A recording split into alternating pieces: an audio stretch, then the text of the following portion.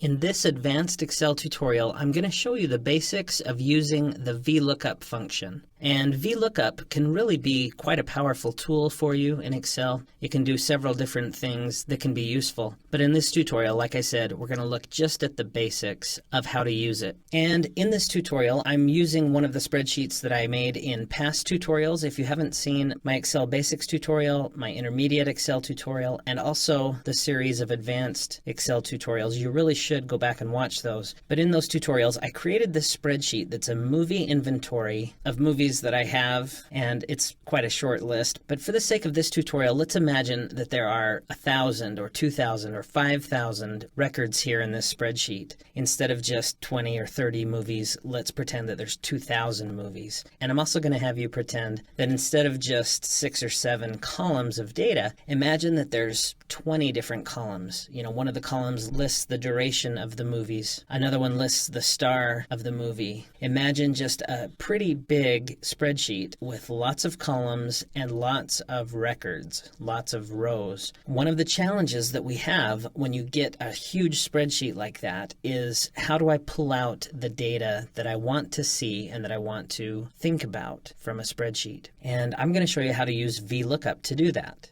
So one of the best ways to think about VLOOKUP is to think of it as being similar to looking in the index of a book to find out what is in the book, or looking through a catalog to look up something that you might want to buy, and you can find the part number, you can find the cost and things like that. Another comparison would be that it's similar to looking up someone in a phone book. You look up their name and you find their address or their phone number. So in this spreadsheet, again, imagining that it's much bigger than it actually is, let's say that because it's so big, I find it hard to know what the rating is of a particular movie. And I would like to be able to type in the name of a movie and find out exactly what the rating is for that movie. To do that, I'm going to need 2 cells. And so I'm going to use these 2 cells here. And I'm going to go to this cell and I'll type in equals VLOOKUP. And notice as soon as I do that, I get a pop-up that is going to hopefully help me to do this formula correctly. Now I'll put in the left parenthesis, and it gives me some more details. It says that I need to now put in a lookup value, a table array, a column index number, and a range lookup. And each of those, notice, is separated from the rest with a comma. So lookup value, comma, table array, comma, column index number, comma, range lookup. Now the official name for each of these 4 different sections of this formula is argument. Each of these is an argument. So this is argument number 1, 2, 3, and 4. So let's look at argument 1 first. It's asking for the lookup value. So basically, what is it that I know? What is it that I'm going to look up information about? But it's something that I already know. So again, think of going to a library. You know the name of the book that you want. Let's say it's the book A Wrinkle in Time, which is an awesome book written for young adults, but I think it's great for anyone. And I hear Disney is soon to make it into a movie. But anyway, let's say at the library you would like to look up where to find that book. What you know is the name of the book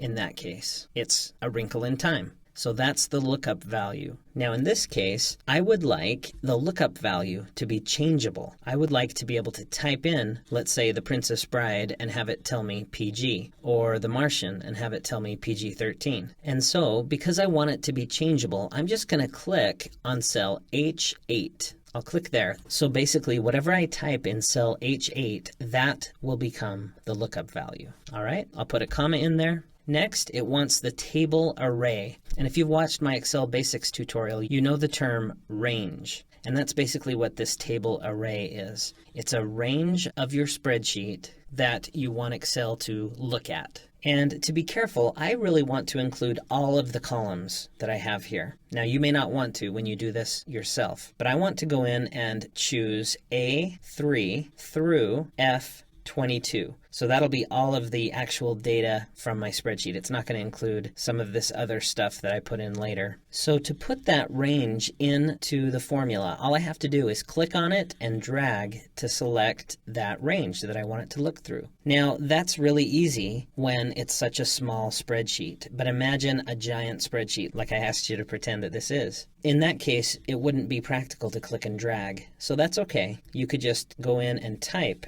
A3 through and that's indicated by a colon, F22. Okay, great. So I've done the first argument and the second argument. Now on to the third argument. The third argument is it wants to know a column index number. So what this is asking for, it's asking for you to pick one of the columns. Now it's not looking for column A, column B, column C. No, in this case it's not. What it's looking for is whatever the table array is that you selected, whatever that first column in the array is, that's number 1. Then number 2, number 3, number 4, number 5, number 6. Now what if I hadn't included column A in the table array that I selected? What if I had started here in B3 instead of A3? Well, then this would be column 1. This would be column 2. So it doesn't have to correlate to the A, B, C, D, E, F. It can just be whatever it is that you selected for the table array or you clicked and dragged to highlight. The far left column is column 1, then column 2, then column 3, then column 4, then column 5. So now I'm going to do that argument. I'll put in a comma to separate the second argument and the third argument. And how do I know which column to select? Well, the column I select is the column that has the information that I want to draw out. So if you remember my example, I want to be able to type in the name of a movie and find out what its rating is. So that means I want column C, but remember I've got to put it as a number. So I go to the array, the table array that I highlighted, and I say, okay, this is the first column, this is the second, so I want the third column. So I type in 3, comma. Next, it wants a range lookup. And this is kind of tricky and a little confusing for me as well as for many people. Basically, what this is asking is there a requirement that H8 be an exact match to what's in the spreadsheet? And this is mostly useful, I think, with numbers. So for example, let's say instead of typing in names of movies, what if we typed in the date that the movie was purchased? If I were to type in 2007, it would produce a PG. But what if I typed in 2006? And what if there is no 2006 entry here? Well, if I, in this fourth argument, in the range lookup, if I have it set to be true, then it will look for an approximate match. It'll find basically whatever is the closest. If I type in the word false, then it's going to require an exact match. If you don't type in the exact match, it's not going to produce the result that you're looking for. In this case, I'm going to leave it as false. So I'm going to require the exact match, and then you're supposed to put in the right parenthesis, but you don't really have to. So I'll just type enter, and look, it's giving me a message saying the value is not available. So this is an error. Now the reason it's showing me an error code is because there is nothing typed in this cell here. So let's test it out. I'm going to type in I am legend. Let's see what happens. Look, it says PG-13. So that seemed to work pretty well. Let's try it again. I'll type in Groundhog Day. So I type in Groundhog Day, hit enter, and it's PG. Now, once you have done this, if you've set up a VLOOKUP like this, if you regret how you've laid it out on the screen, like I do a little bit, let's see what we can do to make it so that you type the word here and it tells you on the right whether it's PG. I think that would look a little better. So to do that, I'm just going to double click here and I can see up here in the formula bar, that's the formula. I'll just copy that and then I'll paste it here, and notice that it gives me an error again. So I need to double click on it and look at my formula and see where it messed up. Because I copied it from one column to the next, look, it shifted everything to the right a little, and also down because I moved down one. So I can repair this formula just by clicking on the first argument, clicking and dragging to highlight it. You can also do this up here in the formula bar, and then I'll click on H8. Next, we go on to the second argument, which is the table array. The table array was changed quite a bit. I'm just going to click and drag, but remember, with a larger spreadsheet, you would need to just type in the cell names. That would be much faster. And the column index number is still valid, 3, and the range lookup false. So now I can hit return or enter on the keyboard, and I can actually delete the one that's above. So now I have a space to type in the movie name, and it tells me the rating off to the right. Okay, let's do another example just to test it out. I'll type in The Giver, and it changes to PG-13. So I hope that you found this tutorial to be helpful. This is just the beginning of what VLOOKUP can do for you, but to be honest, this is how I use it most often, just as a way to create kind of like a form that I just fill out. I type in the name of something or the part number of something, and then it tells me other data. So like I said at the beginning, it's kind of like looking up a book at the library and finding information about the book, or looking up somebody's name in the phone book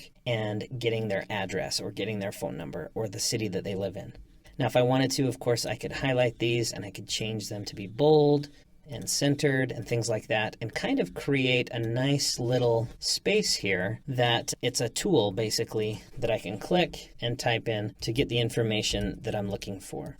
Now, there are a couple of rules you need to know. If you're going to use VLOOKUP, probably the first rule is that you need to have your data in vertical columns. So I have column titles here, and the lists of items go vertically, right? Information about those items in the list go horizontally, but the actual different records go vertically in columns. It has to be that way. And the reason why is because VLOOKUP, the V in VLOOKUP means vertical. So if you have your spreadsheet set up the other way, it wouldn't work. There is such a thing as HLOOKUP for horizontal. But anyway, that's rule number one, that you need to have your data arranged vertically in the spreadsheet, in columns. The second rule is that the information that you know that you're going to be typing in the box basically has to be to the left of the data that you want to find. So the data that I know in this case is the names of the movies, right? That's what I'm going to be able to remember and produce and type in this box. So that in my spreadsheet, that needs to be to the left of the information I want to look up and find.